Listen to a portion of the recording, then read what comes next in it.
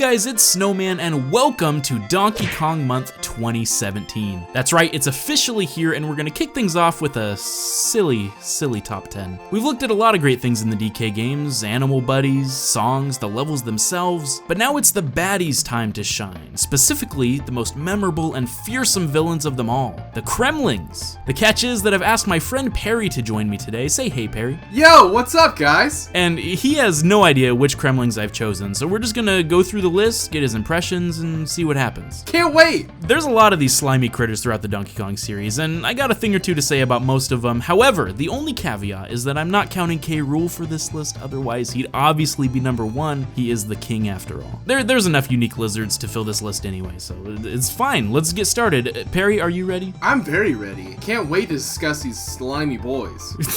They're pretty slimy. All right, so we are starting it off with number 10, and this one's pretty obvious, I think, to start here. You know, just the basic critter from DKC 1. There actually isn't too much to say about him, but things get really interesting when you start to see the progression over the course of the series, you know, because then you got the DKC 2 boy. This is our boy, the Clomp.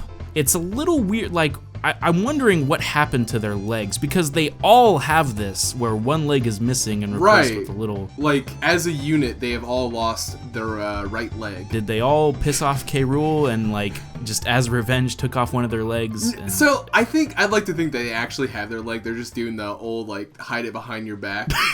It's like trick. A stilt? Yeah, it's just like a stilt. They've mastered So it's balancing. just, maybe it's just for intimidation. Yeah, which I think it works, you know, that's scary. Oh, definitely. You know what's weird though, is then things get kind of off that path, because then we have the Cobbles, and you know, I see these guys in DKC 3 running around and they just look really happy to be there. Like, it's almost like they're about to go run some errands, you know, like, all right, I'm gonna go pick up some milk and then I got my Taibo class at 11. What's weird about this evolution to me, like, they look like they've been working out a lot. Snow. Yes, yeah, they're a lot more beefy. Yeah, like, K Rool's like, okay, you guys were great. I love the loss of the leg. Grow that leg back. Also, get very swole. Yeah. See, now what's weird though, and this doesn't really make sense to me, then you got the Skidda, which is also DKC 3, but these are the guys sliding around on the ice. Not only are they not intimidating, I feel like I should stop and help them. Yeah! Like, I can't stop sliding, help me. How'd you get on the roof? I don't even know. I'll call Kremling 911 and get you some help. We're gonna move on to number 9.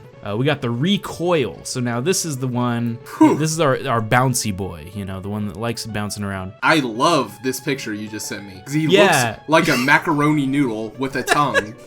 Yeah, this is not a picture of him like actually bouncing. It's kind of like, it's like he was shot out of a cannon, honestly. A very special face on this guy here. I'm gonna say it'd be very nice and progressive of K Rool if he started enlisting, you know, mentally handicapped Kremlings. That's very nice of him. But again, not the most intimidating. Kind of makes me think of Tigger, you know, I just want to bounce with him. Yeah, this is a good boy. He's definitely one of the best jumper boys you can get in a game. So now we're moving on. This is our number 8 spot. We're getting into Spooksville a little bit. This is the Cloak from DKC 2. Oh, classic. Our ghost shirt boy here. I look at this and I think, what are they hiding? You know, what do they got going on under the shirt there? Is this like a Little Rascal situation where they're like stacked two Kremlings on top of each other in the jacket? That's a really fun idea, but how are they floating?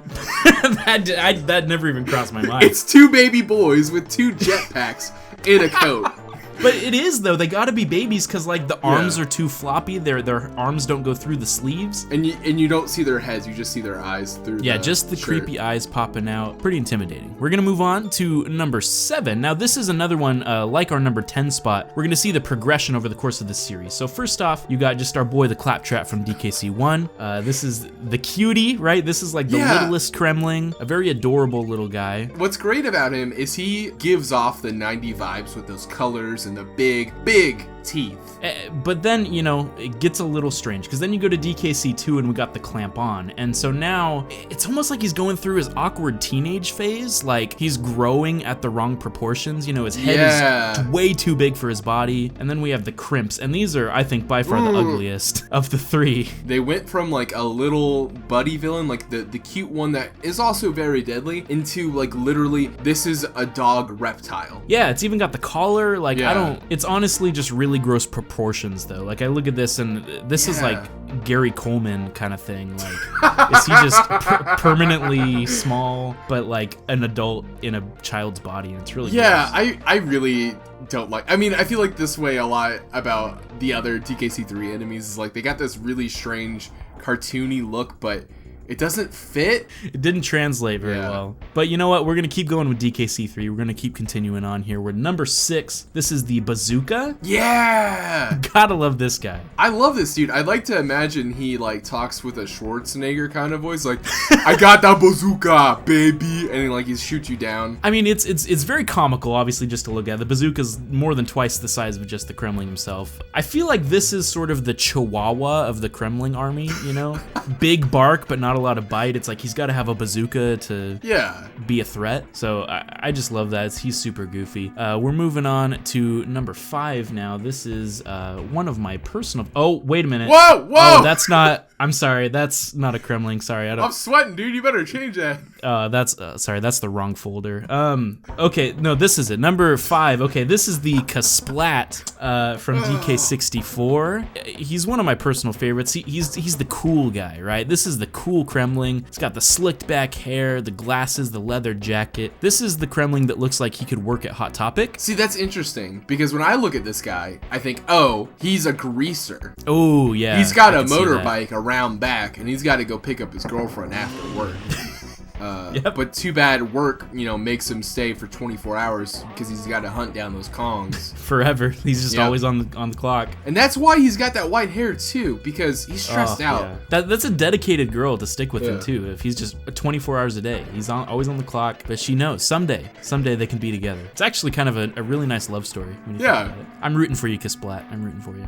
Okay, so moving on, we got number 4 here. This is our boy, the Clingers, from DKC2. Now, I don't know about you, Perry, but I feel like the Clingers' existence is an allegory for the futility of life itself. Often, we try to climb to the top of our own ropes, only to be cast down below time after time, and have to make the arduous journey yet again, all the while carrying the burden of guilt, failed attempts, the pressure of society's norms, all on our shoulders to the point of it being too much to bear, and we end up in this endless loop of gratuitous nothingness, impossible to escape, and no way to know how to succeed. What is pushing us down? Is it the man? Is it our own self-doubt? Is it that the rope is just really slippery? We may never know, Perry. We may never know. What do you think about the Clinger? I was just gonna say, he's got a pretty cool pirate outfit. 10 out of 10. Yep, so moving on to number 3. Number 3 here. No!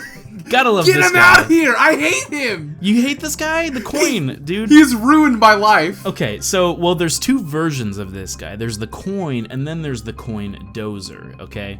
First off, just the regular coin, I feel bad for him. This is the guy that has the poor job of keeping the DK coins, and all he has is like a little bucket helmet to protect him, and ends up getting totally owned by the Kongs. But then you get to the Coin Dozers, and this is like horror movie. They rise again. They've learned from their mistakes, and they're coming after you. They're the biggest bullies, man. I like your flavor on this boy, but like what I'm thinking, Snow, this is actually a nerdy Kremling, and he's very into Dungeons and Dragons. Is he LARPing? Yes, he is LARPing. He is straight LARPing. But like when he gets an army of his boys and they know strategies, they're gonna win. It's hard to beat these boys. Wow, man.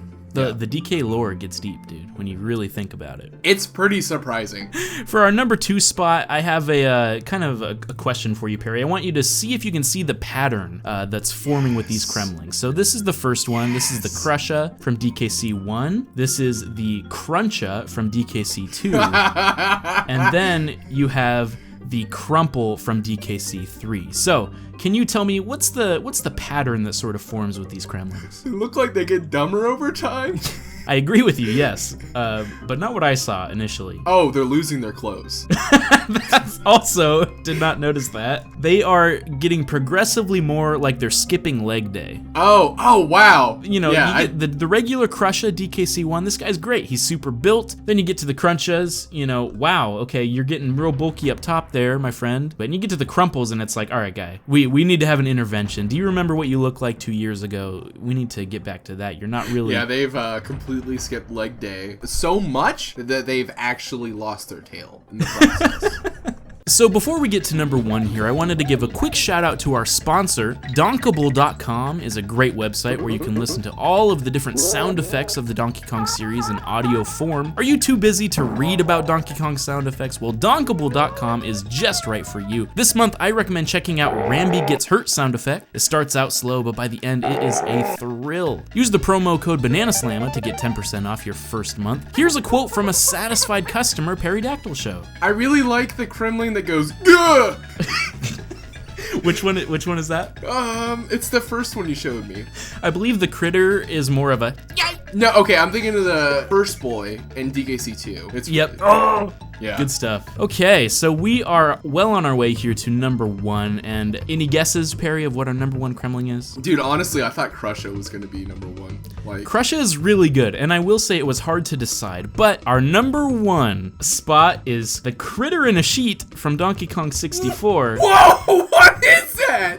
Because nothing says I'm a Kremling like, oops, I've stumbled into a themed level, but I don't fit the theme, so let me grab the closest thing to me. I'm gonna put a sheet over my head. Ooh, now I'm scary and spooky. I'm terrified because I do not remember this boy, and I feel like he's gonna haunt me for the rest of my life. No, I'm totally kidding. Our number 1 spot is the Cutlass. Yeah! The Cutlass is so cool! This is by far my favorite Kremling, not only because he is crazy intimidating and hard, but he's also just like a cute little boy, like, you know, pretending to be a pirate. How do we get the youth involved in my army? Give them big swords. They're gonna have a good time. Also, I never really noticed this until right now. He's got a great little mustache. Oh my gosh, I never noticed the mustache before. But you're right about it being the youth, because the other thing that the Cutlass does when it's not chopping you up into little bits and making you into a nice little Donkey Kong sorbet, it rides the roller coasters. These are the guys that just go and have a grand old time at the theme park. Honestly, that's what being a Kremling is all about. So that is our top 10 Kremlings. Tell me in the comments below what your favorite Donkey Kong Kremling is. There's a lot that I didn't get to on the list. There's a lot of really good ones out there. Perry, do you have a favorite Kremling? Look, I'm really offended you didn't bring this boy up, but my favorite Kremling is Mankey Kong. Mankey's not a Kremling though. He's a Kong. He was enlisted in the army. There was a great divide among the Kongs. Is this the guy that throws the barrels at you? Yes, this is the boy that throws the barrels in DKC 1, and he looks like Linky. And what's really interesting about this guy is he is Linky's, exiled uncle. Whoa. And it's a really dark and, kind of trying past. Mankey does sound a lot like Lanky. There's got to be a connection here. And they're orangutans. They're both orangutans, so. Wow. So not a Kremling, but the best answer we've ever had. Yep, you're welcome. Great. Thank you all for listening, and welcome to Donkey Kong Month. This is just a fun little video to kick it off. As always, you can subscribe for more and support the show through Patreon, and I'll see you guys next time. Bye-bye. Bye! Thanks for watching. Check out Perrydactyl Show.